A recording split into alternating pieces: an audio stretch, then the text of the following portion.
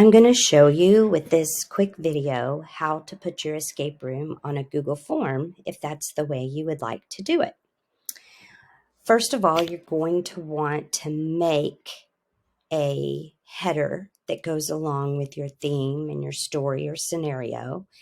And in order to do that, you need to know the dimensions that you need for this header. The dimensions are 1600 by 400 pixels. 1600 by 400 pixels. So if you make a banner in Google Draw, or you can make it in Google Slides, you're going to want to custom change the page settings like I've showed you guys how to do to make it this size. When you are deciding on the look of your Google form, because remember, you're trying to get as immersive in the story and scenario as you can. So I make this header, like I mentioned already, and then when you hit the paint palette, it opens up a whole lot of options now that used to not be available. And so I definitely wanted to insert some new information into the former video that I had made. So this is just so much better than it used to be. First of all, it gives you colors that go with your header, and you have several choices. So when you change the banner color, which is what's here, it's these heading banners. When you choose that, notice that these colors change a little bit, and you can darken the background or you can make it different types of colors. The orange even gives you different colors down here. So I like the background as dark as possible. That's just me. Now here's the new wonderful, beautiful thing. They have so many fonts right here. They used to only have 4 choices, and now they have all the wonderful choices of fonts.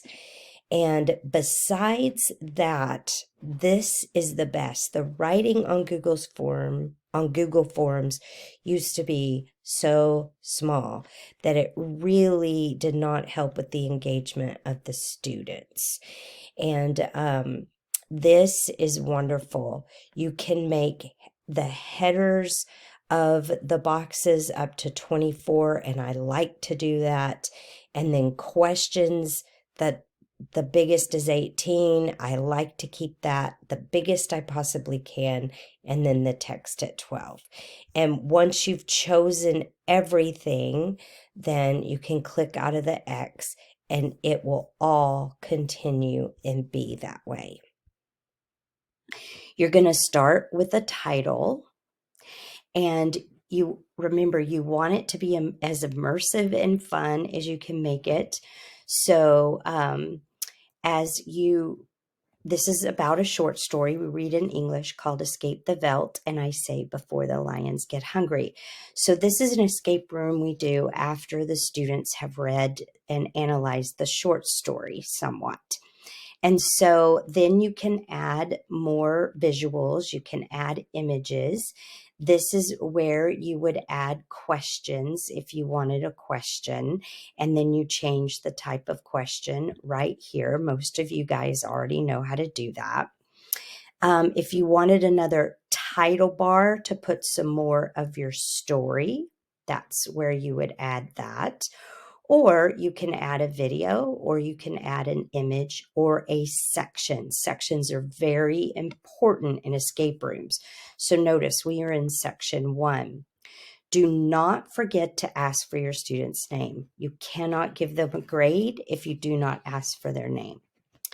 Then the story starts. So I start them with the story. I give them the first puzzle. I made this picture in Google Draw so it would go with the story and theme. And then they would click on the jigsaw puzzle to work the jigsaw puzzle. And then it tells them what to do when they come back. Okay, so again, this is just part of the story until they come back.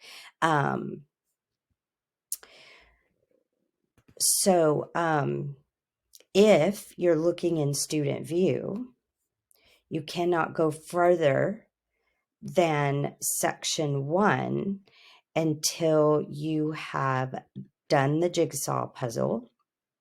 And so as you see, the link is hot and the link takes them to the puzzle, and then they would click on next. There's one other wonderful thing that has changed since I first did my video. Now you can actually create text for links, and you don't have to show the ugly part of your link. So wherever your puzzle is, you want to copy your link, and I am going to copy this one and take it off from view there. That looks ugly.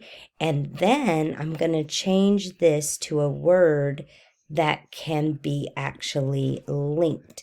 So you have this.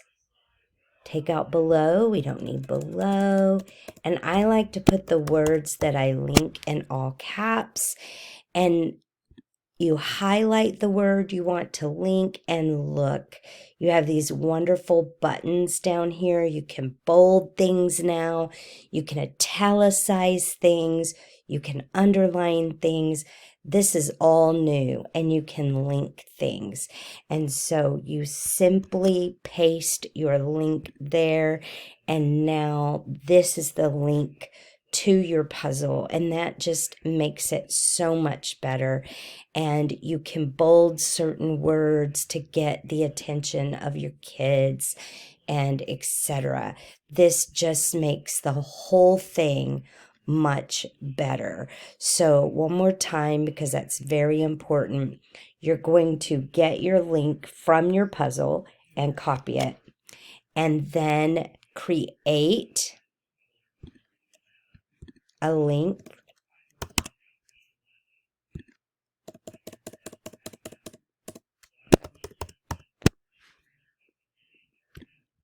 And once you've selected it, you choose the link icon and paste your link, and there you go.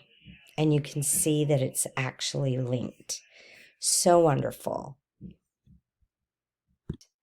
And then they would put their name in and continue. Okay, so after that, I see that there's something wrong with my escape room, which I'm kind of confused about, because, oh, it's down here. So as they go forward, this is where they're going to put that password that they found from the jigsaw puzzle. And again, remember, you want to choose regular expression, matches, and then you type exactly what you want them to type. I remind them, for me, I like them to type in all caps, no spaces.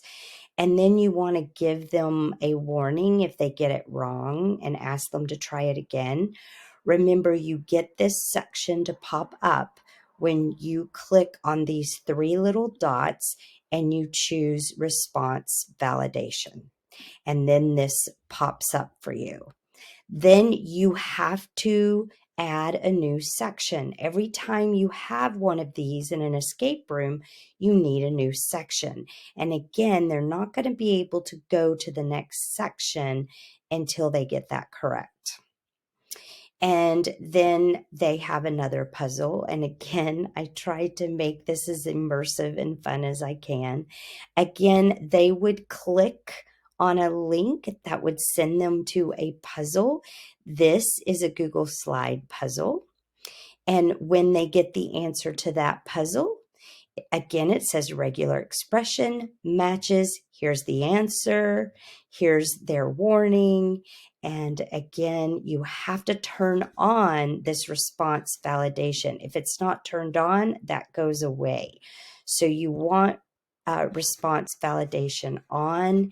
And I'm going to hopefully Command Z that all back. Thank goodness. I would have lost my my keyword there. And then you go to the next section. So you have more pictures and more scenario. Again, if they were doing this in their view, this link would be hot. And this one again is a Google Slide. They would go and find their password to this lock, and then they would keep going. And this one is a Google Slide puzzle again. And once they finish that puzzle, they would input their secret word. They keep going. The scenario keeps going. It tells them, I love to tell them what kind of lock they have to unlock. And this one again is a Google Slide puzzle. And they would keep going. If they get this unlocked, they go to this one. And this one again is a Google Slide presentation. They would keep going. Remember, it's this response validation, regular expression, matches, and then your code word. Don't forget to tell them how to put the code word in and the warning. And then when you get to the bottom, you've got to give them some kind of a yay, you escaped.